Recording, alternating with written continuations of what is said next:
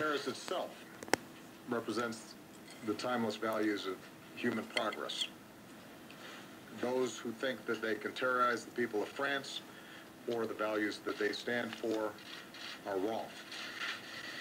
The American people draw strength from the French people's commitment to life, liberty, pursuit of happiness. We are reminded in this time of tragedy that the bonds of liberté, égalité, and fraternité are not only values that the French people care so deeply about, but they are values that we share. And those values are going to endure far beyond any act of terrorism or the hateful vision of those who perpetrated the crimes this evening. We're going to do whatever it takes to work with the French people and with nations around the world to bring these terrorists to justice and to go after any terrorist networks that go after our people. We don't yet know all the details of what has happened. We have been in contact with French officials to communicate our deepest condolences to the families of those who've been killed, to offer our prayers and thoughts to those who've been wounded. We have offered our full support to them. The situation is still unfolding. I've chosen not to call President Hollande at this time because my expectation is that he's very busy at the moment.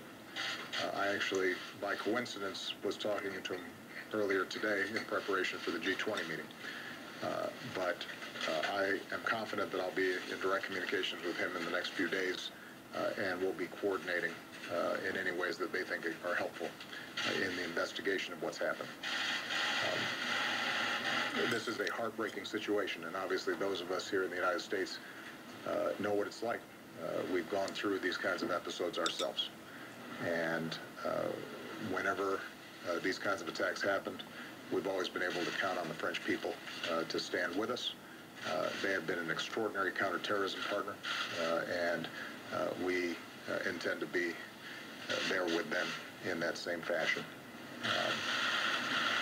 I'm sure that in the days ahead we'll learn more about exactly what happened, and my teams will make sure that we are in communication with the press to provide you accurate information. I don't want to speculate at this point in terms of who was responsible for this.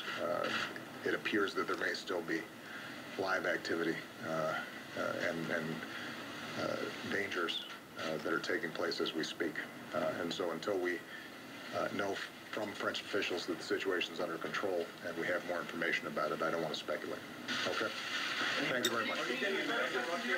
Any change in your plans, sir? All right, so there, the President of the United States mincing no words, calling this an act of terrorism, an outrageous attack. The President saying his heart, of course, the U.S. will do whatever it can to help the people of France during this awful, awful ordeal. France being the America's oldest ally right now. Well, the President's supposed to leave, by the way, for that G20 summit in Turkey this weekend. He's supposed to